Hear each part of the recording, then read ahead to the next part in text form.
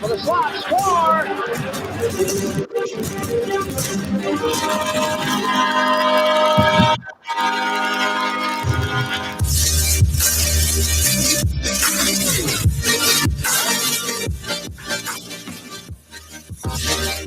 Can the Habs survive to fight another day?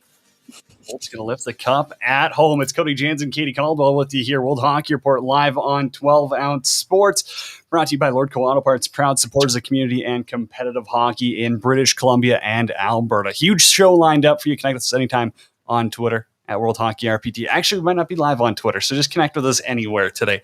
We're not experts here, but we're making it happen. Huge show in a minute's time. D'Angelo going to jump on here. Tampa Bay Lightning reporter Stephanie Legault coming to co-host Habs tonight. Then Mike Pluso, former NHLer, coming up in about 40 minutes time. Before that, got to tell you, is this the year the Cup returns to Canada?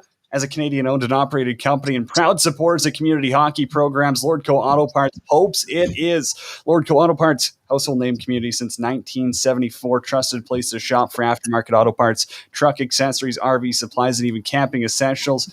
As 85 stores in BC and Alberta. Everyone's cheering on Canada's very own Montreal Canadiens. Maybe not our next guest here, but oops about that one. Most guys in the league. Visit a Lordco Auto Parts location today for knowledgeable service and quality auto parts. To learn about the latest in-store promotions, a variety of products and brands available, visit them today, lordco.com.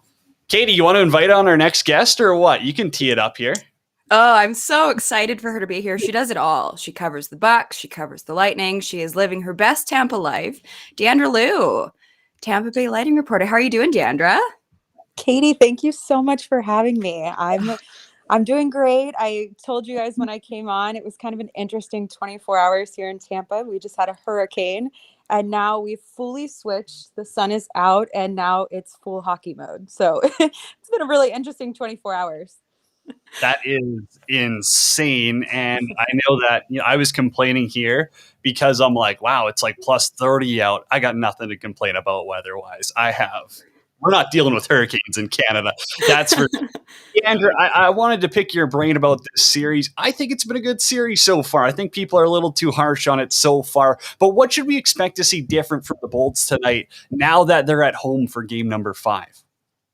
Yeah, I've been talking about this the whole series. First of all, this Lightning team is stacked, right? And so Killorn, it was just announced Killorn will be out again for game 5. What you're going to see, I think, is you're going to see them going back to where they were game 1. It's going to be a big game for them. There was a joke in Tampa. Our mayor made a joke. I'm sure you guys saw it because it went viral. Oh, we talked about it. Oh my God. And, it's so weird because the mood was during game 4 for everybody was kind of like, are they going to come back and win it at home? Well, it would be great if they won it at home. It's been an ongoing fight in Tampa just because the momentum at home. Like I said, in game 4 for the watch party, it was an away game and they sold out 16,000 tickets for an away game. So as you can tell, like the energy here in Tampa is huge. So for them to come back home and have the chance to win the cup here, it's a big deal for them. Game 4 was really interesting. The Bolts, there was a lot that they didn't really do. They kept hitting the post. I think they hit the post 3 times. At the end, Kucherov had an easy goal and he hit the post, which was so unlike him. So they had that. They had a 4-minute power play that they just didn't capitalize on. So there's a lot of things. Carey Price, he obviously had a good game in game 4. And I feel like that was the first time we've really seen him this entire series. Mm-hmm. So that's going to be something that has to change. They got to keep a lot of traffic down there, try to distract Carey Price because when he has a good game, so does everyone else. Well, and you bring up the post, you bring up Carey Price. Like, Deandra, do you see this as a situation where it's just one loss for the Lightning, you trust that they'll pull it off in 5, or are you getting a sense that the series has shifted in any way? I'm going to be honest with you. This is kind of what the Lightning do. They do this a lot. They actually did this last year. I think they lost in game 5, or I think it was game 5 last year. Mm-hmm. And so this is kind of what they do. Now, I don't know. There's always that chance. You know how it is in the Stanley Cup finals. It can always go either way. Obviously, Montreal is a good team. That's how they got here. This is the toughest championship to win. So you're not going to win it by being mediocre, right? So there is always that chance that Montreal can get that momentum. I have to say, they got on the board first in game 4, and the Lightning were pretty much fighting them off the entire time. So if that happens again, it could definitely be a momentum shift. I will say, though, this is kind of a pattern with the Lightning.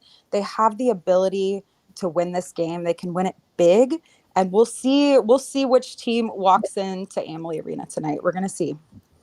Well, speaking of which team, I'm going to ask you which player is going to walk in. So 3 assists in the first game, but we've seen nothing on the score sheet since.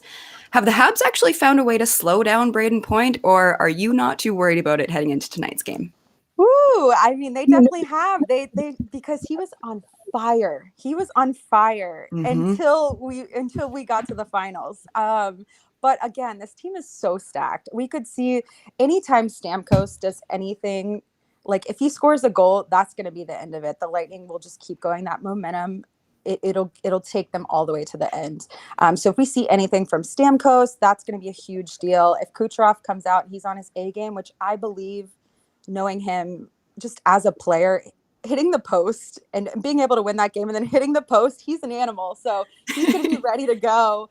So, maybe Braden Point, I was kind of surprised with how he's playing this series, but we have so many weapons on this team. It really, they have a lot of chances. So we'll see what happens. Deandra, I don't want to, play John Cooper here or anything, but should Tampa even bother throwing their second power play unit out there? I mean, they've struggled so much this postseason. They have generated absolutely nothing for this team. What's going on? Because it seems like if it's not their big guys scoring when they've got the man advantage, they're just killing time out there. I know. It's a tough, I don't know what they're going to do. I watched the presser this morning with Cooper, and he seemed very calm, sticking to the game plan. They have the same game plan, and they've had it every single time. And if they stick to what he says, they're going to win. We don't even know what the exact game plan would be because you know how Cooper is. He never shows his cards. He's very straight-faced. So we're going to see what happens. I was kind of surprised. They had a 4-minute power play. That could have been it. That would have won the game for them, and they couldn't even capitalize on it. So that's definitely something they're going to be focused on for Game 5. Last question for you here, Deandra. So we've got football roots together, so I have to ask, if the Lightning do win the Cup, which player do you see celebrating as hard as Tom Brady in his boat parade? Oh, because if anybody saw on Twitter, Tom Brady had a time that day. Oh my gosh, yeah. I'm sure everyone in the world saw Tom Brady at that boat parade. I don't know if people saw, so the Lightning's boat parade was obviously during the pandemic last year, and it still lasted about 12 hours. So I'm going to say they started on the water. They went to Raymond James, which is where the Tampa Bay Buccaneers play. And then they ended up back in the same spot on the water on jet skis. There's two people that stand out to me. One is Pat Maroon. Yes, I was so hoping you'd say that. I think he would definitely. He's a shoo-in for a good time. And Kucherov was pretty wild to watch in the last boat parade. So I put my money on those two. I love it so much, Deandra Lou. You've said it all. Can't thank you enough for being here. Enjoy the energy in that building tonight for all of us up here in Canada. And most importantly, stay safe. Thank you guys so much for having me. Thanks, Deandra. Enjoy Game 5. Right there, Deandra Lou, Tampa Bay Lightning reporter, coming to you live on World Hockey Report. I have the perfect picture of Pat Maroon ready to go for when they win the Cup, too. I think it was last year. I believe it was one from last year, and he just has the most dad bod you could draw up. Like, when you close your eyes and think about it, that is Pat Maroon. And he's a former Oiler. I hate to rub salt in the wound, but Oilers, you messed up. You got rid of a good one, and there's a very damn good chance he will three-peat. Alrighty, let's dive into some NHL news here for Pro Rock Hockey 6. Game 7 of the Stanley Cup Final, or Game 1 of your next beer league season. We all know you need a twig you can trust. Pro Rock is that hockey stick. Pro Rock, family-owned and operated Canadian company, changing the hockey stick game. They're lighter, more balanced, and at the best price point when it comes to top-of-the-line sticks. Check them out today, prorock.com. That's PROROCC.com, and follow them on social media. We got a lot to get to, but also you brought up the Tampa Bay Buccaneers, and I just have to tell everyone, you called them Tim Brady yesterday. So, I mean, You can blame it on a spelling mistake. I think Katie's an NFL fraud. I'm just going to throw that take out there. It's a hockey show. Oh my God. Context for this conversation is so needed. Okay, and we'll move on to pro rock hockey. Now people are going to think I'm an idiot, and I actually know more about football than hockey.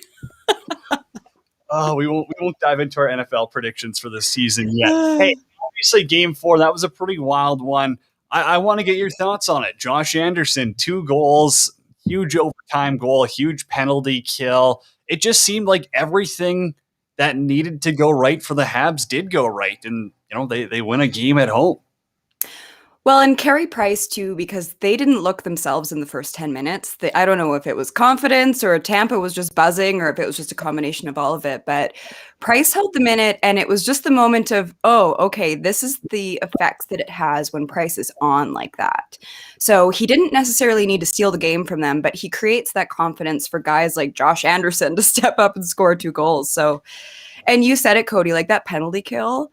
It's so crazy. Like, in what other situation would you look at a team, especially Montreal, and go, okay, 4-minute penalty you have to kill off, and you're going into overtime and you're against the Tampa Bay Lightning and their power play?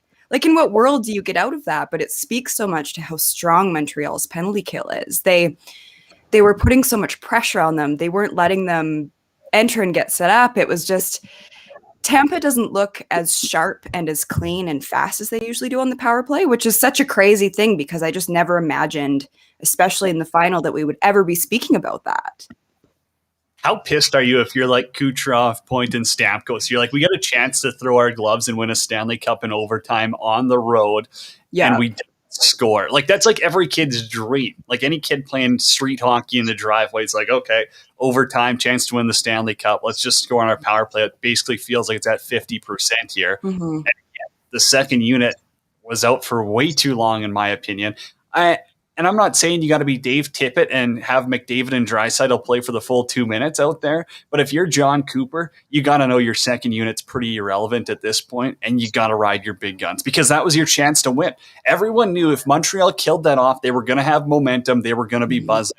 Boom, what happens? Ends up in the back of Tampa's net.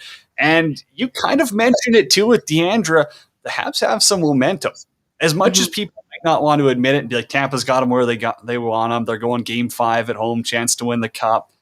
I don't know. The Habs have a little bit of momentum. Carey Price in games they got a chance to be eliminated. He's pretty good.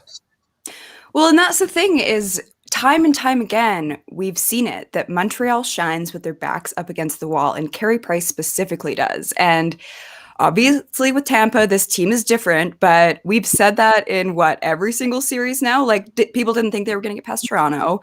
And then Winnipeg was what it was. I don't think people were expecting them to not be in that series, but a lot of people picked the Jets. And then it's, oh, but this one's Vegas. And it's like, well, they're here, aren't they? And it's a multitude of factors, but it's just they keep doing it. It doesn't always make sense, but you like Carey Price, if he's on, because that's been the biggest thing is through the series, we just haven't seen the Carey Price that we were used to seeing through the first few rounds, and he's arrived. So if he arrives in that building this evening, you don't really know what can happen. And you see things like how pumped up they are after a huge kill, like they're drawing their energy from all of these different circumstances, and it's just working for them so well. Like, I want to ask you this actually, Cody, because you've played hockey. When Shea Weber's in the penalty box, like, what are the guys thinking at that time? Because obviously you're fired up. You want to kill it off for your captain, and just because you have no choice to stay in the series. But like, because it's Shea Weber and the guys just love him. Like, when you see your captain go into the box, like, what's going through your mind right then if you're Montreal? I think there's a little bit of, and I feel that the media was blowing this out of proportion. Everyone's like, oh, your captain's in the box. You got to kill it off for him. You got to put your face in front of it. I don't think that's exactly what guys are saying, but everyone knows Shea Weber would step in front of a truck for his teammates. Mm-hmm. So that's what Montreal's thinking there too. They're going, hey, our captain just took a shitty penalty. Let's kill it off for him. We got a job to do. We can't, use it as Shea Weber's in the box. That's an excuse for getting scored on here. It's just kind of do a job. And yeah, you've got a little bit of an extra push knowing, hey, it's Shea Weber that's in the box right now. And you know that he's not going to sleep for a month if they score on that play. But it's a fair point, I think you make. We talked about this the other night after the game, but I want to ask you again. Lineup for tonight. What are you thinking? Because heading in last time, so many people had questions, myself included, especially with Kotkaniemi. But it seems like all of the moves were a factor in the win. Like, are you going with the same lineup tonight? Was Jake Evans that big of a factor in the win? I'm not saying No, that. no, I agree with you, but like technically, Oh, he's kind of fine. was. Yeah. I'm not saying you got to take him out of the lineup. I just, not that I wanted to see Montreal lose, but I mean, I could just imagine how funny hockey Twitter would be if the Habs lose and Kotkaniemi's sitting out there. Mhm. Again, Romanov, he was good. Kulak, I think he brings a little bit of a different dynamic. I think his skating's fine. That helps him out. So, end of the day, they make the changes. They pick up a win. You can't change shit for Game 5. Kulak also had a few mistakes, though, that I feel like not enough people are talking about. Again, Eric Gustafsson literally cost him a hockey game. So yeah, that's fair. That's fair. When you're right, you're right. For Kulak to make some mistakes, I will give him a free pass on that. Alrighty, we got to head off to commercial break here. When we come back, it's Stephanie Legoux, co-host of Habs Tonight. You're listening, watching, wherever you are on 12 Ounce Sports. It's World Hockey Report. Cody Janzen, Katie Caldwell with you. We're back after this commercial break.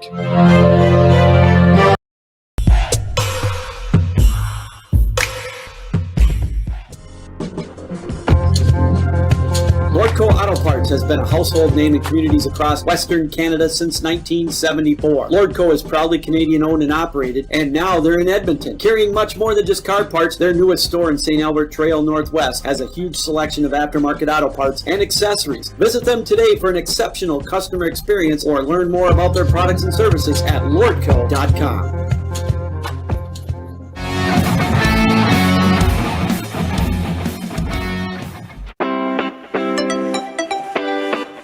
Take your game to the next level with Pro Rock hockey sticks. Pro Rock is changing the way we buy top-of-the-line twigs. They're lightweight, balanced, and provide the perfect kick point, whether you're a pro hockey player or a beer league legend. Pro Rock hockey sticks are made for you. They're at a price point you can't beat, so check them out today at prorock.com.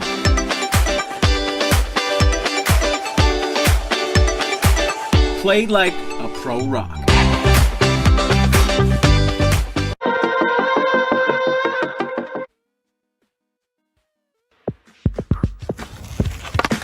Refreshingly different, Cocoa Vodka and Cocoa Rum is a vacation in a can. The best drink you'll ever have is now on more shelves than ever. Enjoy the Cocoa Life made with high-quality ingredients. Check us out today at enjoycocoa.com. We are the real deal. Cocoa Vodka and Cocoa Rum.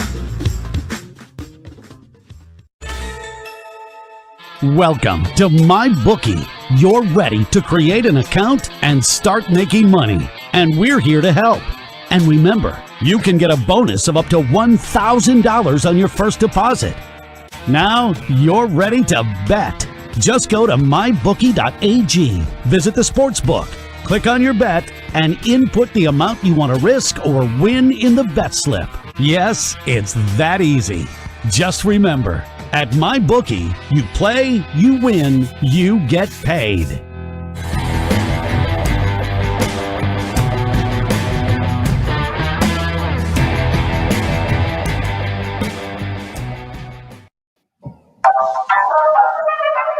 Game 5 tonight. Who do you like? Let us know on Twitter at World Hockey RPT. I'm there at Janner31. Katie's there at Katie Loris. I'm not going to spell it out for you because our next guest has been waiting for too long. It's Stephanie coming to you live for Cocoa Vodka, Cocoa Rum. Our friends there. If you're not looking for a heavy drink this beautiful summer, you got to try out Cocoa Vodka and Cocoa Rum. The absolute best. They'll hit the spot. Refreshingly different Cocoa Vodka, Cocoa Rum. New tall cans and flavors. They're coming next in Canada. New tall cans are here actually at most places if you check them out. Enjoy the Cocoa Life with us. You will not be disappointed. Our next guest from Habs tonight, Stephanie Legault, joins us to talk some Habs. What's going on? I want to ask you, I mean, does anything give you the belief that the Habs could actually come back and win this series, Steffi? Because I said it before to Katie, I feel like there's a little bit of momentum now on the Habs side. I'm not falling for the belief that Tampa has them right where they want them. I mean, it gives me the belief based on we're in the Stanley Cup Finals right now, and every series win since Toronto has been a bonus for Habs fans. None of us expected to be here, so you kind of have to believe at this point. So we were just talking about this, Steffi, that a huge bright spot for Montreal has been their penalty kill, and especially against this typically high-flying Tampa power play. What is it about the PK that's clicking so well for them at the right time? I know. I mean, all year they've had a strong PK with, I mean, a number of shorthanded goals. It's been working all season. So bringing that into the playoffs, I was nervous, especially against Tampa's killer power play. I think it's just the consistency and the pairings that they put out there. They're not making the mistakes that can cost us. I know Tampa's power play has been insane. Even last game, I know there's been posts, and you really feel like they're collapsing into the penalty kill. But yeah, I think that's been our key to success. What do you make of the adjustments that Ducharme and the rest of his coaching staff have made through the series? Cody and I were just talking about this, that many of us had questions, myself included, especially with Kotkaniemi, but it seems that he was onto something. Oh, I had questions for sure as well. Like, I wasn't expecting that kind of big of a line shuffle. It really seemed like a last chance Hail Mary pass to try to get the boys going. Yeah, before puck drop, I wasn't that optimistic, you know. It was just as the game played out and Anderson started clicking with Caulfield and Suzuki. I mean, I have to be happy, right? It worked, and I heard you guys mentioning like you can't change anything now for Game 5. Steffi, I want to ask, I got two more for you here. If there's 21,000 in the Bell Center, are we sitting at a 2-2 series right now? That's a very good question. I mean, some of the mistakes that were made in the Bell Center, would that have happened with 21,000? You'd like to think not. You like to think even the refs and some of the calls could have gone differently if there were that many people yelling at them. I wish we could see that. I mean, the Cup Finals, first time in 28 years, you obviously want a full building, but I guess there's nothing really we can do about it now. Outside of Carey Price, who's been your playoff MVP for the Habs this year? Who's one player who you really think is taking their game to the next level? It's a good question. I feel like each game a different player steps up who kind of was unexpected. I'm going to have to say Suzuki, though. We all knew he was good, but he's come out, shown like boatloads of confidence. His playmaking, his stick handling, that pass last game. We all know he's going to be our number one center and an unreal player, but I love that it's all coming out in these playoffs. Katie, do you got anything else? Just wondering about a prediction for this evening and the series, if you may be so bold.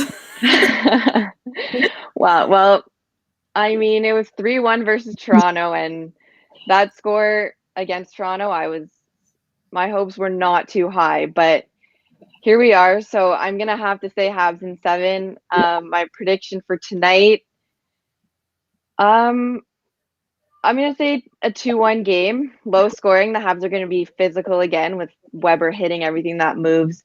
A goal prediction, maybe. I think Caulfield gets on the game sheet tonight. Okay. There it is.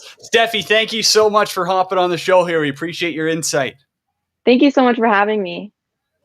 Right there, Steffi Legault from Habs Tonight, hopping on World Hockey Report live. Now, that's an interesting topic we bring up of who's the MVP if it's not Carey Price. Katie, I want to get your thoughts on that because I think Suzuki's a pretty obvious answer, but I think that we're kind of doing a disservice to guys like Josh Anderson, like Cole Caulfield, like Jeff Petrie. There's been so many clutch players on this team. I want to know your thoughts. Well, that's what's so interesting about Montreal is obviously Carey Price is like the no question MVP, but outside of that, it depends how you quantify that because you can look at it of guys who have been super consistent, like Shea Weber. It's like he's just been noticeable every game. And then you bring up guys like Nick Suzuki. Like when we were on the other night right after the game, one of the first things I said was just Nick Suzuki, man. Like he's shining. And one of the big questions that we had was their depth at center going into not just the final, but the first round. So yeah, like you can make a case for Cole Caulfield. Like you look at that and it's just wild to comprehend still that he was scratched at any point in his career. Like But Josh Anderson, that's the cool thing about the playoffs is there's on different nights, there can be different heroes. And it's exciting, but it makes it hard to kind of go with an MVP because if you don't have Josh Anderson, you might not be on to the next game. But then if you don't have the consistency of some guys, like I think it's interesting that there's not a clear, direct answer on that for the Habs because it just shows how spread out they are and how complete they are. And you wish you could give the MVP to just their big four on the back end, right? Because their top four on the back and their top four D-men are phenomenal. You know, when you think of a Ben Sherratt being, you know, their fourth D-man, they're just spoiled. They're spoiled. Look at Edmonton. Outside of Darnell Nurse and maybe Tyson Barrie. Tyson Barrie puts up a lot of points, but defensively he's clearly not there.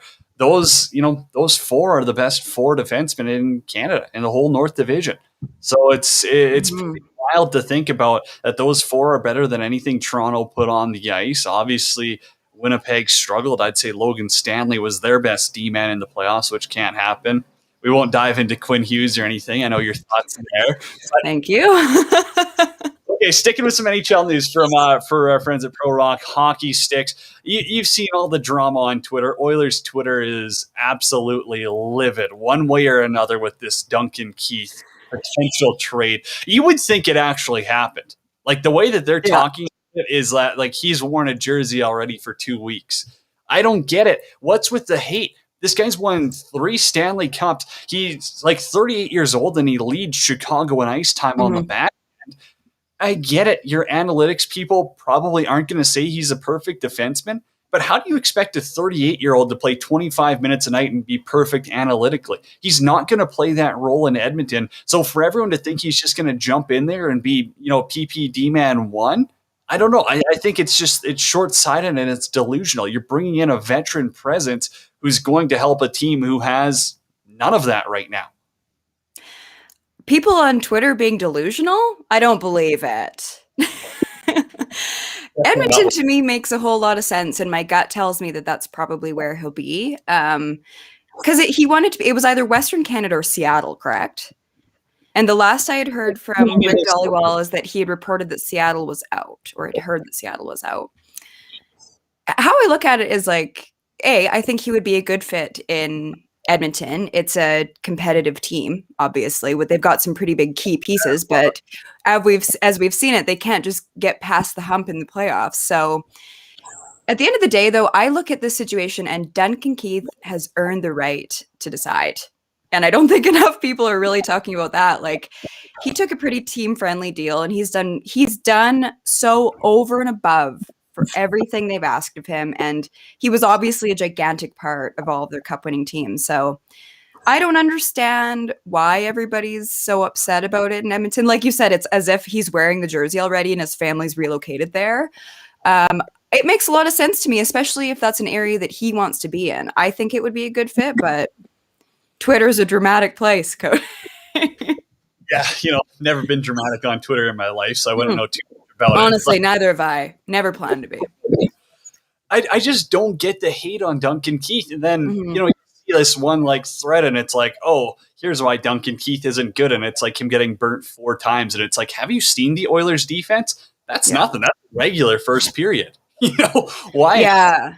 Not encouraging veteran presences to come and help, mentor these young defensemen. The Oilers have so many young D-men up and coming, and even guys like Darnell Nurse, Tyson, I don't think he's going to be there, but they've got these defensemen who you can say that they're NHL elite already, but sometimes it still helps to have someone who's won a cup 3 times, gold medals, world championships, world juniors. I don't even know everything Keith's won because he's won so much stuff. But they act like it's a bad thing that they're like, we probably shouldn't have an old mentor in the room. Instead, let's just have James Neal eat up $5 million of the cap. It boggles my mind. The realest of deals, Janner. That's why. Well, I'm sure he's a fun guy to go golfing with, but if you're spending $5 million, I think you'll take Keith over Neal. Nope, I fundamentally agree with you. I don't understand all the hate for Duncan Keith. He's someone that I don't think he's a perfect fit for every team by any means. There are a lot of teams that don't necessarily need that presence from him right now, but Oilers are one where I look at it and go, it just seems like a good match to me. Now I'm going to start the rumor mill here. And Love that. Show notes. Should Vancouver make a push for Jack Eichel? Because he's still got years left on his deal. And if you want to speed up the rebuild a little bit, because I don't know how they're going to do it with their cap situation when they got Pettersson, Hughes, Demko. They're not going to be around for the next 10 years as a whole core. So you kind of got to see some of these sped up rebuilds. Is Jack Eichel a fit there at all? No, I don't think he is. And you bring up Petey and Hughes, and before they think about bringing in any other pieces to complete that team, they have to prioritize signing Pettersson and Hughes.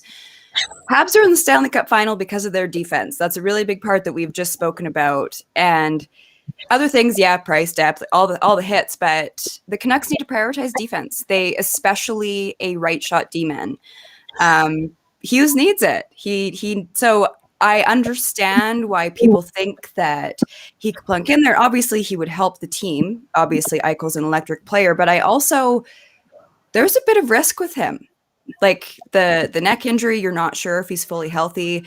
Bit of a falling out with the Sabres, and I'm not saying that's not fully on the Sabres organization. I obviously don't know what happens in that building, but third line center is a priority for them, but they have more options at center than they do on defense. So I would rather them see building out the defense first, then kind of go back forward. But yeah, I just don't think, like, if they're one piece away and the rest of their team is complete, then I could kind of see them making a move if they had more space to play around with. But I just don't think they're that one piece away. They need so much more help that I would rather them start picking up, like, God, I don't even have enough time in this segment to go into what the Canucks need, but it's not Jack Eichel. Offer sheets Hughes or Pettersson, though.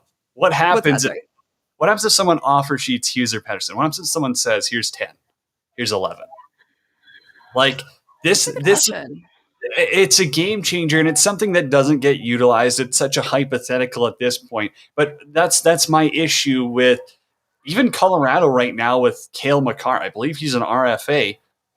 I don't understand why a team's being like, let's keep our next, 3 first-round picks. Why don't you just offer sheet Cale Makar?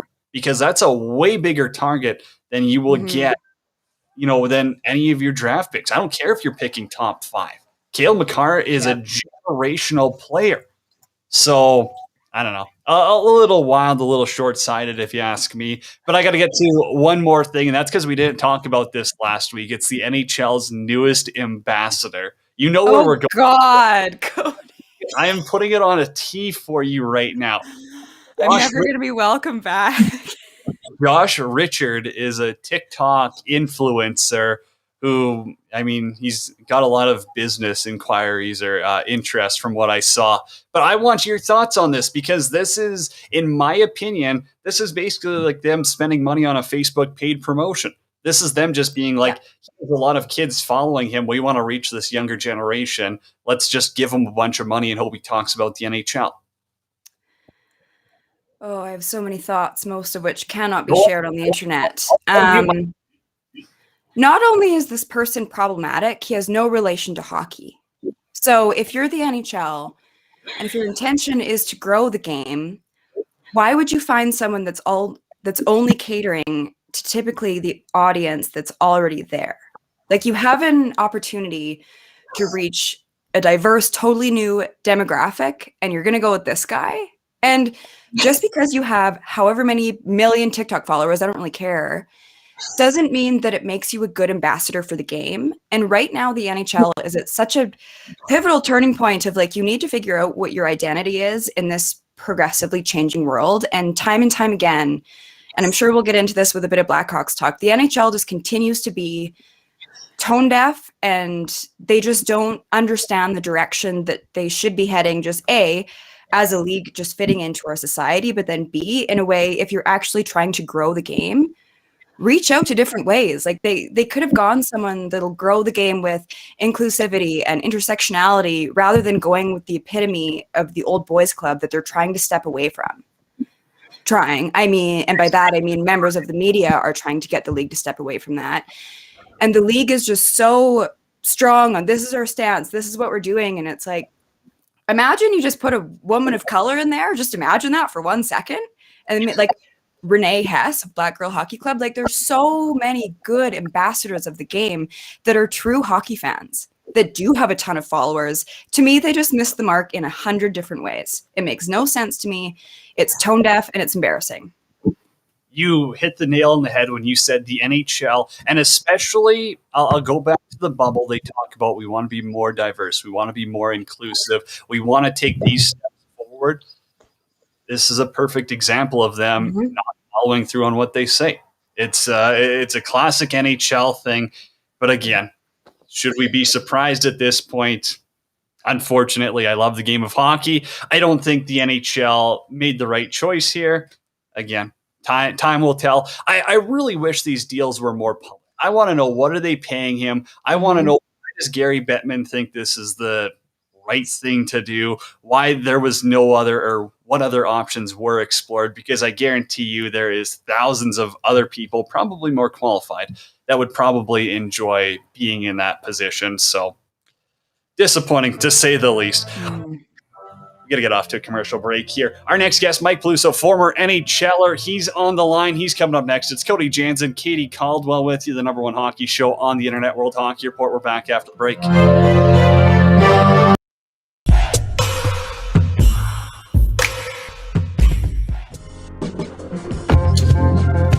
Lordco Auto Parts has been a household name in communities across Western Canada since 1974. Lordco is proudly Canadian owned and operated, and now they're in Edmonton. Carrying much more than just car parts, their newest store in St. Albert Trail Northwest has a huge selection of aftermarket auto parts and accessories. Visit them today for an exceptional customer experience, or learn more about their products and services at lordco.com.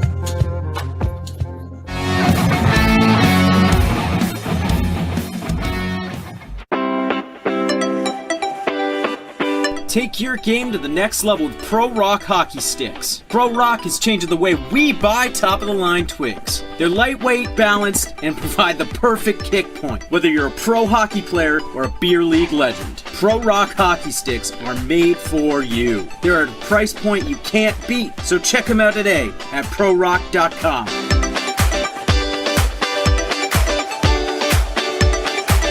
Play like a Pro Rock.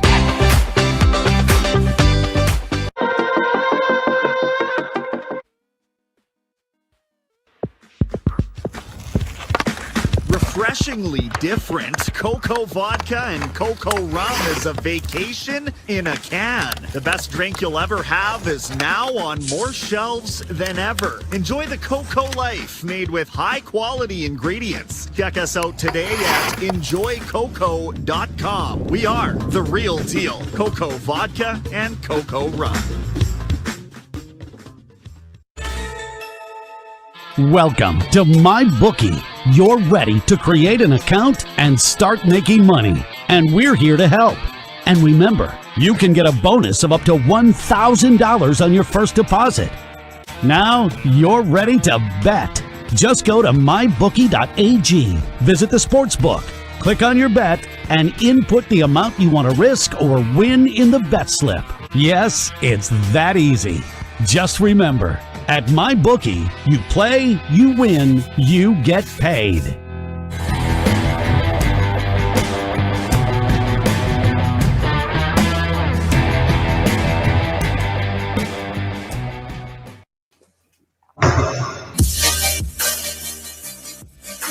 Game 5 tonight. Can the Habs survive another day?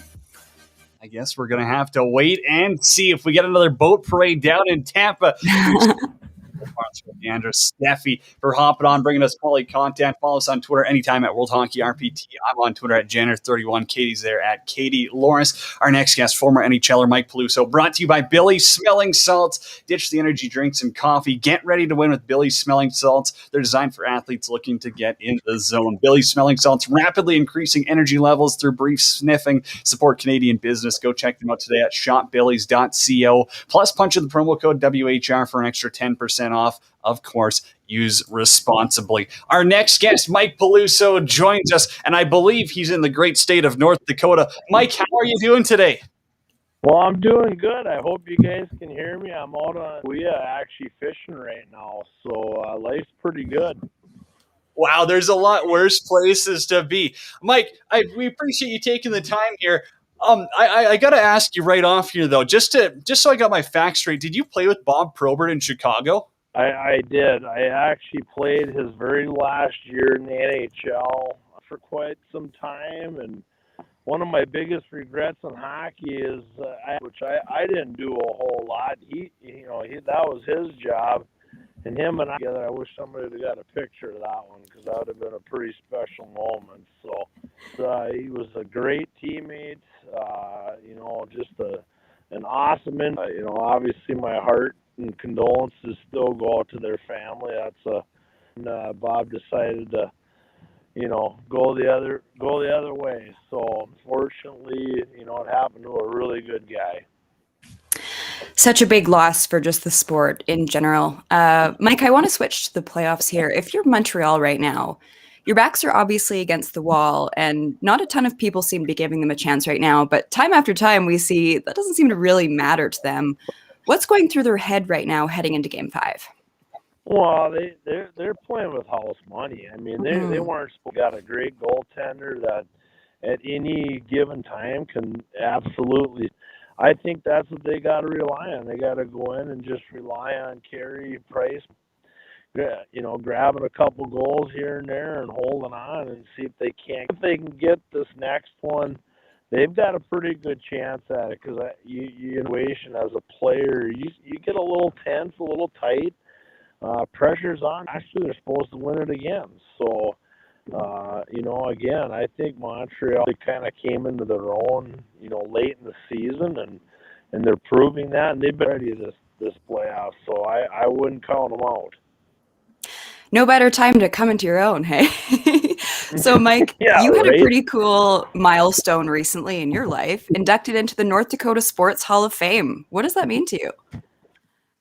When you're growing up as a kid, and I said it on stage when I was a lot of sandlot baseball, you play a lot of backyard, a lot of Stanley Cups and World Series and all that, and you pretend you're certain up. I used to pretend I was Brett Hall or Wayne Gretzky or what have you, and then, Kent Herbeck, and unfortunately, I think I took that literally because I being about a 250. But anyway, it's just, all these guys, and in the state of North Dakota, some of the more famous names, Roger Maris, Darren Erstad, a guy that I actually played. I mean, these guys are in that North Dakota Hall of Fame, and have my picture up next to them is a pretty special place. Mike, I want to ask you, one of the cooler things I see on your hockey resume is in 2000, I believe it was, you got to play for Team USA. I mean, one, how cool is that being at the World Championships? Also, not a big deal. You were second on the team and scoring on a team that included Phil Housley, Brian Giunta, Jason Blake, just to name a couple there. What was that like, Mike? Probably for me, honestly, one of my highlights of my hockey career. I mean, any sweater of your respected country, I mean, that's something that you always try to strive. And again, getting to play with those guys. I was a minor leaguer at that time. And I felt like I did more than hold my own. And we had a backstory to that tournament that a lot of folks don't even know. And we were pegged to do anything special at this tournament. It was for Russia. So, of course, Russia absolutely loaded up their team and completely destroy. I want to say it was Sweden like 8-0 into that game as really, underdogs. And, yeah, she was actually our backup for the tournament. He was kind of smart enough to before the night before saying, you put me in there, we'll well, next thing you know, Luvero looked at him and goes, actually, you're in. And that stopped about 60 pucks, stood on his head. I actually had a couple too, and they literally had to cart us off the rink because the fans that we snuck one out on them there. So that was maybe the second miracle on USA. Wow, I loved watching Robert Esch grow up too, especially in Philly there. He had a couple of unreal series against Canadian teams. Mike, you bring up Russia. I mean, I got to know, what was your experience there? You got some funny stories? I got to spend time out in Eastern Europe, and every guest we have that's going over there has a funny story. I want to hear it from your perspective. Probably tell this story now, being that I think we're past the invitations, but we got done with the tournament. We were all taking some Russian scenery, and an establishment where people decide not to wear clothes. For a lack of a better term, we almost didn't make it out of there alive for some. We were well received, being that we're from USA, and I thought my life was flashing before my eyes. And the other funny thing about that, you raise your hand for a taxi cab there, you got to get out of the way because they're fighting. It was like a scene out of the movies. It would be at you from every different direction, and then you get in their cars, they don't even have seat belts. So, but I'll tell you what, a $5 bill over there at that time, you could pretty much see the whole world. Oh, Mike, thank you. We appreciate you reliving those memories for us. Hey, we know you're doing the guided fishing tours. Please let the audience know what you're up to. Where can they connect with you? I know you're doing some cool stuff out in North Dakota. Yeah, I'm actually guiding as we speak right now, Kakawea, Devil's Lake, and also the Missouri River system out of Dakota. Pretty easy to find. I'm on Facebook, Mike Peluso Outdoor, web at MikePelusoOutdoors.com. And things are going good. Fishing out here in North Dakota is probably world class, and we got unbelievable. So it makes me look pretty smart on most days. Mike, thank you so much. We appreciate you taking the time here this morning. No, I appreciate time. It's always a pleasure to kind of relive the past a little bit and toot your own horn once in a while. I don't try to do that too often, so when I get a chance to, it's kind of... Hey, we appreciate you taking the time here. Right there, Mike Peluso, former NHLer, joining us on World Hockey Report. Spent time Chicago and Philly. He might have played with Robert Esch too later down the line after USA, now that I think about that. So, Katie, obviously, we talk about some of the things in hockey, and we'll dive back into some NHL news here for Pro Rock Hockey Sticks quickly. Another hot topic of Twitter was the Ron MacLean interview with Gary Bettman. Do I really need to explain too much about this? I guess, the big thing that people are pissed off about is that he didn't ask about the Hawks. I seen an interesting point from Paul Romanek, I believe it is, former Hockey Night in Canada.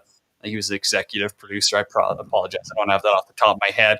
But he pretty much just said, hey, it's the NHL and Rogers are a partnership. They would never do something like that could risk their image.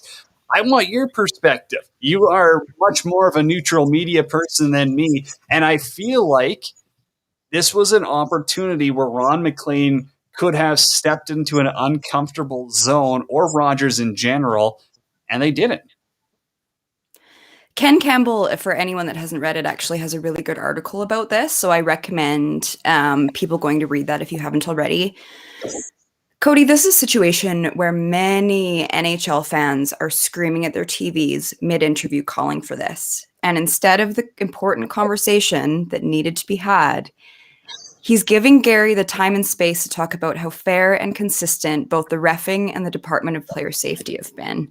That I have no time for that conversation at any time. An NHL team covered up sexual abuse, and this should be a much more massive story than it is. And I understand that as media and journalists, there's a lot of information that still needs to be learned. And I get that there's a lot of layers and complications to it. But when you're in that situation during the Stanley Cup final, like this is one where people are watching Hockey Night in Canada, and they are, you have to ask, you don't have a choice. And journalism and media are about accountability. And one of the most frustrating things for me with this situation, Ron has pushed Bettman before on things. Like he's played hardball to a point where they've almost had it out, and no gray area. This is a situation where he needed to be pressed. And in that article that I was talking about with Ken, Ron had said it was his choice not to ask the question. Because of course, a lot of people are saying, oh, maybe Bettman's team vetted the questions and they said no and cut them out or whichever. And I do get that. if that's the case. But if that's the case, don't bother doing the interview. If you're going to go and you're going to fluff up the refs and Department of Player Safety, and that's the purpose of that interview, and Ron said, like, oh, now's not the time and place with a screaming building or whichever, then when is? When is the time and place, if not a screaming building where a bunch of people are watching and engaging, and you're just going to miss the most important topic that we need to ask? It's unacceptable. To blame it on a screaming building when there's 3,500 people in there was just an asinine comment. I did read that. Ken Campbell, he is 100% not a fan of the show, but great article. He's a great journalist. Don't get me wrong. But again, that's a whole different story. You totally make a point, and I get it. They said, okay, these questions weren't vetted, if that's the right term. They weren't nixed. But if they were asked, does this complicate Rogers Sportsnet's relationship with the NHL? Because if that's the case, you know as well as anyone else, the higher up in media are going to be putting duct tape over your mouth. They're going to be getting rid of you. They're not going to take that. It's a business for them. It's a money business, and it's sad. It's pathetic. It's how the journalism has gone. It's hardly journalism at this point. You're chucking them softballs about reffing and player safety. You know, at this point, it's basically a movie. You know, it's this is an actual hard-hitting journalism or an interview. This is a show. Mm-hmm. Yeah, you hit the nail on the head, and it's a time where, okay, I get that people talk about the relationship between Sportsnet and the league or whichever, but like, you're a business and you're openly just not addressing the things that your fans want to hear about. And going back to our conversation about the TikTok star and just back to the bubble last year with how embarrassing and complicit the league was and so many different things, they keep being given these opportunities to pivot and to change and to be accountable and to be honest, and they're not taking it. And that's what's continually frustrating to me, is every day is a new day to kind of shift how people are looking at the league. And you need to try to do that. There's so many people that are frustrated with this, and they just keep alienating their fans that are screaming at the TV going, that's the only thing we want to hear about right now. That's the only thing that's important for us to be speaking about right now, and you won't touch it. Like, how are hockey fans not just getting frustrated with the league? And a big tone that I've heard online, and I fully understand this, a lot of people love hockey. A lot of people don't love the NHL. And they need to find a way to connect those two partnerships. There's a way you could do it. Just stop being so complicit. That's the thing. We bring back the WHA. Mm-hmm. Just like the logo. No, and I mean, you make valid points. There's nothing you can argue in any of that. This is an hour-long show. We can sit here and, you know, just absolutely scream at the NHL. But until any action actually happens, it's going to be the same conversation over and over and over, and nothing's going to change because the NHL has found a formula to make money. And as long as they're making money, they really don't care who's happy and not, you know, because they're, quote unquote, doing their job of bringing in people money. That's all the business owners care about. That's all the teams care about. Sad. It's sad, but I think it's true. Is that not true, though? Like, I mean, no, you're absolutely right. But that goes back to our previous conversation of, if the goal is making money, stop gatekeeping. Like, if the goal is actually growing and making money, make better decisions. Oh, I definitely think there are some that could definitely be made. Okay, we're not going to dive into, unless you got any quick thoughts on these signings here. Oilers signed Nugent Hopkins, 8x5.125. Wild center Joel Eriksson, that gets locked up, 8x5.25. I mean, these are second liners here. Did anything shock you, really, or no? No. Both of those I saw coming. They're as vanilla of contracts as you can. Alrighty, QuackStats. Who are we going to bench here for our friends at QuackStats, most advanced player tracking technology? I'm just going to bench Oilers fans for not wanting Duncan Keith. I think that's a valuable leader you want in your dressing room. Go off. Retweet. I love that. Today, I am benching the Hurricane that's trying to interrupt our final. Get out of here. Yeah, I'll bench Mother Nature. I'm fine with that one. I do not like the plus 40 weather we were having as well, and I think that goes for BC too. Bet of the night brought to you by MyBookie.ag. Use promo code 12OZ Sports, all caps, no spaces. MyBookie.ag. They're going to match your deposit 50% of it. I'm going Bolts in regulation. It's a win-win-win for me. If the Bolts win, I win my bet. If the Habs win, I mean, if it goes to overtime, I win mentally because I cheer for overtime. And if the Habs win, I win because I'm happy we get more playoff hockey. In this family, we do go for the win-win-win. We've spoken about that many, many times. I understand that on the show the other night after the game, I said that Tampa would win it. I think I said 4-1 or 4-2, and I've had some time to sit with it, and I'm going Habs tonight, Habs in regulation. Surprise, you're a bandwagon fan. No one's too surprised about that. Get out of here. I'm leaving. Oh, huge thanks to our guest on the show, though. It was a good one. I really thought we had some insight. Deandra was awesome talking about Tampa. Steffi brought in some Habs takes. And Mike, I mean, anytime you can talk to someone who's played at the best league of the world, plus a world championships, that's obviously pretty cool. That's going to do it for us, though. Any last thoughts? I just don't want this series to be over. I know. Habs have to win, even just for that. I'm not ready. We need more hockey. Talk to me by Billy Smelling Salts after the game tonight. Don't forget, download the podcast. We've teamed up with the folks of the Hockey Podcast Network to present the show. Download, rate, subscribe wherever your podcast from. Everyone, that's going to do it from us here. Be kind. Be better.